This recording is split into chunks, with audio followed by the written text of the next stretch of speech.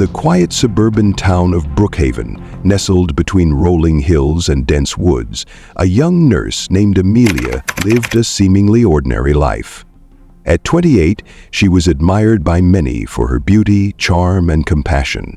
Her patients at St. Margaret's Hospital often spoke of her gentle touch and kind words, and her colleagues envied her ability to balance her demanding job with her active social life.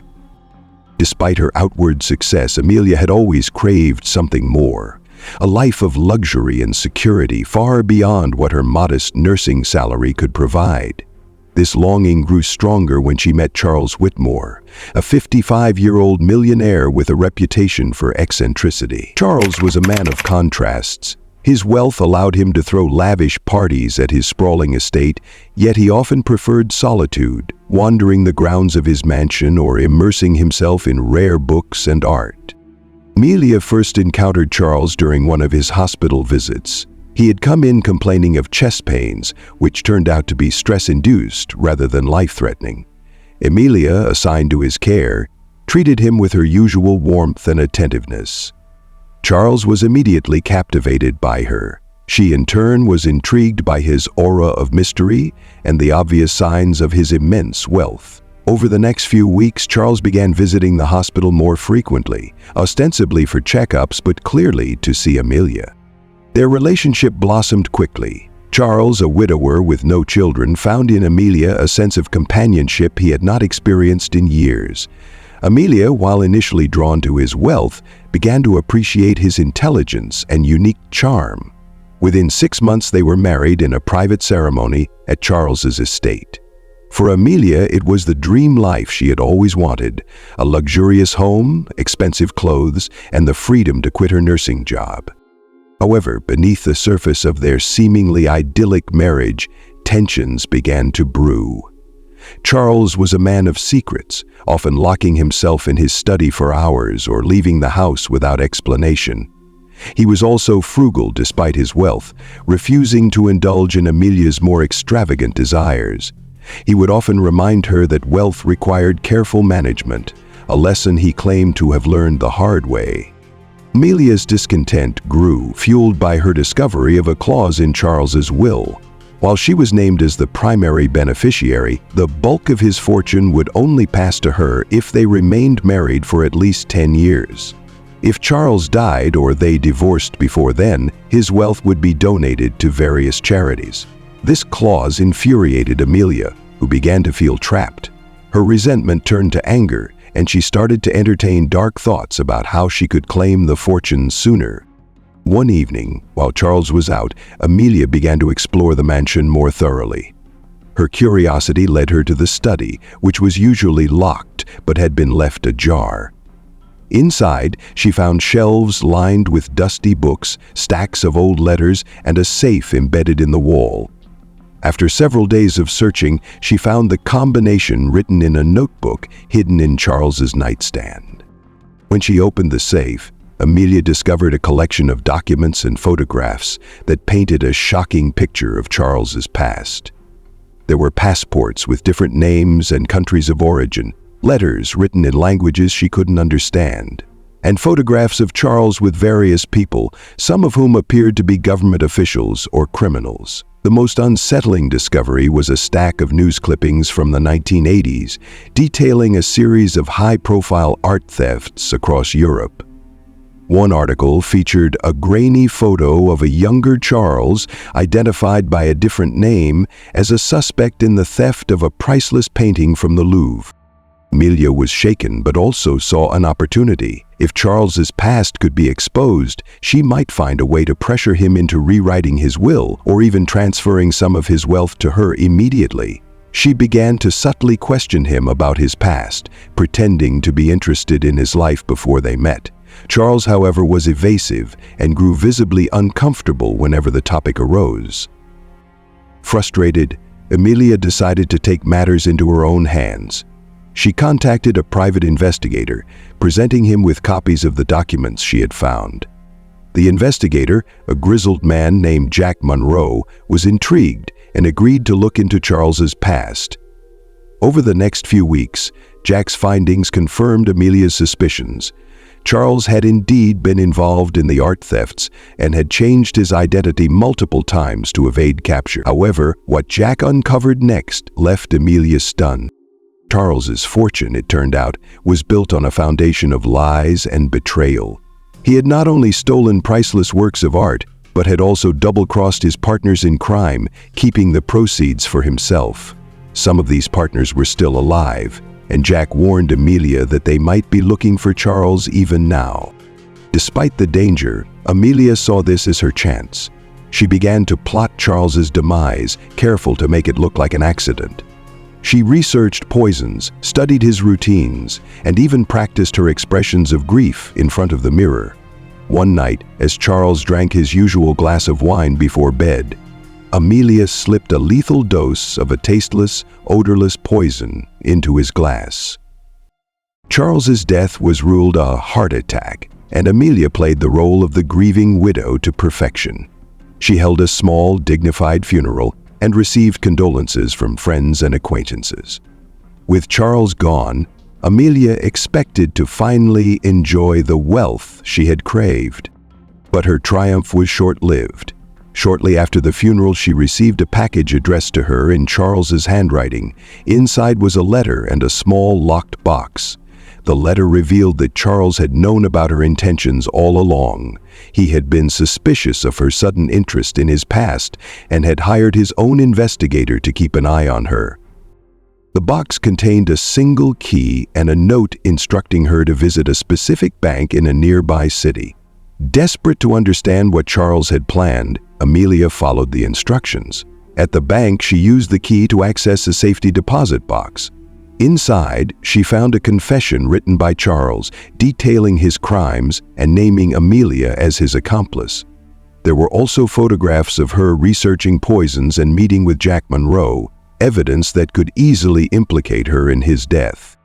Amelia realized too late that she had underestimated Charles. His final act of revenge ensured that she would never enjoy the wealth she had killed for. Instead, she found herself trapped in a web of lies and deceit, with the shadow of Charles's past now looming over her own future. As the weight of Charles's final revenge settled on her, Amelia found herself spiraling into paranoia. Every knock on her door, every stranger who glanced her way on the street felt like an accusation. The photos, the confession, the meticulous evidence Charles had left behind, it was all a ticking time bomb. She knew that if this information ever reached the authorities, she would be implicated not just in his death, but also in the crimes of his past. Desperation began to consume her. Amelia decided to destroy the evidence immediately. She burned the photographs and confession letter in her fireplace, watching as the flames devoured the paper. But even as the ashes crumbled, she couldn't shake the fear that copies might exist elsewhere. Charles had been cunning, methodical. He wouldn't have left her such an obvious way out. A week later, Amelia received an unexpected visit. A sharply dressed man introduced himself as Victor Langley, claiming to be a lawyer who had worked with Charles. Victor handed her an envelope, stating it contained Charles's final instructions. Her hands trembled as she opened it, finding a letter written in Charles's unmistakable handwriting. "Dearest Amelia," it began. "If you're reading this, I am no longer among the living, and you've likely already taken steps to secure your freedom. But freedom, my dear, comes at a cost. You see, my fortune was never truly mine. It was borrowed, stolen, and occasionally won at great personal risk. Those who helped me achieve it are not the forgiving sort. By now, they will have learned of my death, and they will come for what they believe is rightfully theirs." The letter continued, with chilling instructions. Charles warned Amelia that she would need to sell off his assets quickly, convert the money into offshore accounts, and disappear before his former associates caught wind of her involvement. He provided the name of a contact, a man named Elias Cross, who could help her vanish. Amelia's mind raced. The idea of leaving behind the life she had killed for was unbearable. But the alternative was even worse. She couldn't ignore the implications of Charles's letter. If his former associates were indeed as ruthless as he described, Her life was in grave danger. That night, Amelia began packing her belongings. She sold some of Charles's art pieces through discreet channels, converting them into cash as instructed. She tried reaching out to Elias Cross, but the phone number Charles had provided was disconnected. Panic set in as she realized she was on her own. The first threat came 2 days later. Amelia returned home from a late-night meeting with a buyer to find her house ransacked. Furniture was overturned, drawers emptied, and Charles's study had been gutted. On the mirror in her bedroom, written in red lipstick, were the words, "Where's the money?" Amelia fled the house immediately, driving aimlessly until dawn. She checked into a rundown motel under a fake name, her nerves frayed. She knew she couldn't run forever, but she had no idea how to confront the growing storm around her.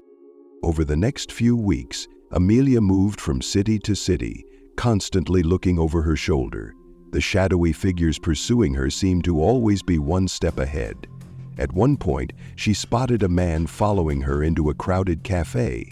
She managed to slip out the back door, but the close call left her shaken. Exercise. Amelia's paranoia grew into full-blown delusion. She began seeing threats everywhere, in the smiles of strangers, the glances of hotel clerks, the shadows cast by streetlights. Sleep became a luxury she could no longer afford, and her health deteriorated rapidly. One night, as she sat in yet another dingy motel room, Amelia decided she couldn't live like this anymore. She retrieved the remaining money she had hidden in her suitcase and made a plan to leave the country.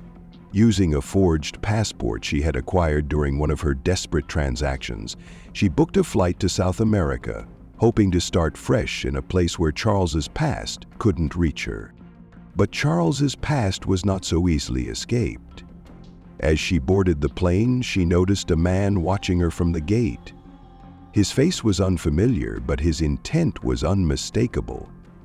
Amelia's heart pounded as she took her seat, trying to convince herself that she was imagining things. Hours later, when the plane landed and passengers began disembarking, Amelia felt a hand clamp down on her shoulder. She turned to see the same man from the gate. Before she could scream, he leaned in and whispered, "You have something that belongs to us." Amelia's world went dark as a cloth was pressed over her mouth. She woke up in a dimly lit room, her hands bound and her head pounding. Across from her stood 3 men, their faces obscured by shadows. "You thought you could run?" one of them said, his voice cold and menacing. "Charles promised us our share, and now you're going to deliver." Amelia pleaded with them, explaining that Charles had left her nothing but lies and debts. The men were unmoved. They demanded the fortune Charles had stolen, threatening to make her suffer if she didn't comply. Over the next several days, Amelia was forced to navigate the labyrinth of Charles's financial empire under their watchful eyes. She uncovered hidden accounts, offshore investments, and safety deposit boxes she hadn't known existed. But even as she handed over the money, she knew it wouldn't be enough. The men made it clear they didn't trust her. Once they had drained the last of Charles's accounts, they would have no reason to let her live. Amelia's only hope was to outwit them, but her options were dwindling. One night, while her captors slept, Amelia managed to free herself from her bonds. She slipped out of the safe house and into the dense jungle surrounding the property. With no plan and nowhere to go, she ran blindly, her breath ragged and her heart pounding. But escape was not in the cards for Amelia. By dawn, the men had caught up to her. As they closed in, she realized with bitter clarity that her greed had led her to this moment.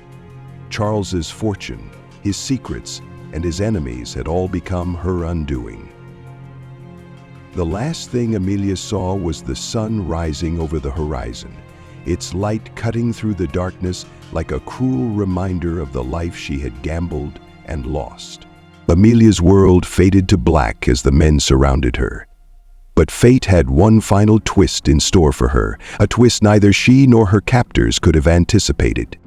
When she regained consciousness, Amelia found herself lying in a hospital bed, her wrists and ankles shackled to the frame. The sterile smell of disinfectant filled her nostrils, and the faint hum of machines buzzed in her ears. As she stirred, a uniformed police officer standing by the door stepped forward, his expression unreadable. "Good, you're awake," he said. "We have some questions for you, Mrs. Whitmore." Her heart sank as fragments of her ordeal came rushing back. The men, the jungle, the money. She couldn't piece together how she had survived or ended up here. The officer's presence confirmed one thing: she wasn't free. The officer explained that she had been found unconscious near the edge of a village deep in the Amazon. A local farmer had discovered her and alerted the authorities. As she listened, Amelia realized that her captors must have abandoned her, either assuming she was dead or leaving her behind when their plans went awry. Her relief was short-lived. The police had identified her as Charles Whitmore's widow, and questions about his death and fortune had followed her across borders. The authorities had already discovered discrepancies in Charles's financial dealings, as well as evidence linking her to his untimely demise. Over the next few days, Amelia was interrogated relentlessly. The police had recovered some of Charles's documents from the safe house where she had been held, and these papers painted a damning picture. Though the men who had captured her remained at large, Amelia was now the prime suspect in a sprawling case that spanned continents. Her attempts to explain the situation fell on deaf ears. The story of a young widow manipulated and hunted by criminals was overshadowed by the evidence of her own greed. Her forged passport, the cash she had smuggled, and the poisoned wine that had killed Charles all pointed to her guilt. Amelia's trial became an international spectacle. The media portrayed her as a femme fatale, a cunning nurse who had seduced and murdered a millionaire for his fortune. Public opinion turned against her, with headlines dubbing her the widow of deceit. During the trial, prosecutors laid out the full extent of her involvement in Charles's death and the subsequent unraveling of his empire. Witnesses testified about her suspicious behavior, and forensic experts presented damning evidence. Her private investigator, Jack Monroe, even took the stand, revealing the incriminating documents she had asked him to uncover. Despite her lawyer's best efforts, the jury deliberated for only a few hours before returning a guilty verdict. Amelia was sentenced to life in prison without the possibility of parole. Her new life behind bars was a far cry from the luxurious existence she had dreamed of. The prison was overcrowded and rife with violence, and Amelia quickly learned that her notoriety made her a target. Other inmates either sought to intimidate her or exploit her for the remnants of her infamy. Yet, even in the depths of despair, Amelia couldn't shake the feeling that Charles had orchestrated everything, even from beyond the grave. The tangled web of his secrets, enemies, and wealth had ensnared her completely. Years passed, and Amelia's story faded from the headlines. She became just another prisoner, her once vibrant beauty and ambition reduced to shadows of their former selves. But in the quiet moments of her solitude, she often thought about the life she had once craved and the choices that had led her to ruin. One day, Amelia received an unexpected visitor. A man who introduced himself as Elias Cross, the contact Charles had mentioned in his letter. Older now, with graying hair and a quiet demeanor, Elias revealed that he had been watching her trial from a distance, waiting for the right time to approach. "What do you want?" Amelia asked bitterly. "To gloat? To remind me of everything I've lost?" Elias shook his head. "I came to tell you the truth." He handed her a small, worn notebook, its pages filled with Charles's handwriting. As Amelia flipped through it, her breath caught. It was a diary of sorts, detailing Charles's final months and his plans for their future. In it, he admitted that he had suspected her intentions from the start, but had also genuinely fallen in love with her. "I knew you would betray me," one entry read, "but I hoped in some small way that my love might change you. In the end, perhaps we were both fools, me for trusting you and you for underestimating me." The final entry, dated just days before his death, contained a chilling confession. Charles had deliberately left her a trail of breadcrumbs, knowing it would lead to her downfall. He had even orchestrated his own death, using a slow-acting toxin that mimicked the symptoms of a heart attack. Amelia's hands trembled as she closed the notebook. The man she had married, the man she had killed, had outmaneuvered her at every turn. Even in death, Charles had ensured that his legacy would endure while hers would crumble to dust.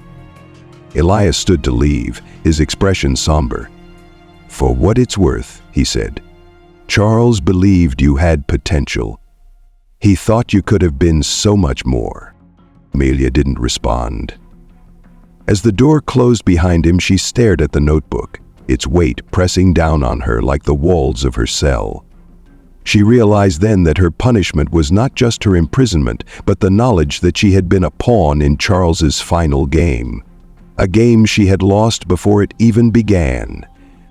And so, Amelia remained in her cell, haunted by the ghosts of her past, a queen who had sacrificed everything for a throne that was never hers to claim. The story ends with Amelia sitting in her dimly lit prison cell, clutching Charles's notebook tightly against her chest. The faint echo of footsteps in the corridor reminded her of the life she had forsaken for a fleeting illusion of power and wealth. Every word in the notebook was a reminder of her choices, her betrayal, and her ultimate downfall. As the years wore on, Amelia became a ghost of herself, her once fiery ambition now extinguished. The walls of her cell became her only companions, and the memories of Charles's twisted love and revenge haunted her until her final days. When Amelia finally passed away in her sleep, the world barely noticed. Her story had long been forgotten, buried beneath the scandals and tragedies of newer generations. All that remained was a tattered notebook, its pages filled with the musings of a man who had orchestrated one of the most intricate games of love, betrayal, and vengeance. On Sunday, in the end, Amelia's life became a cautionary tale, whispered in shadows, a story of greed, manipulation, and the ultimate price of underestimating the power of the human heart.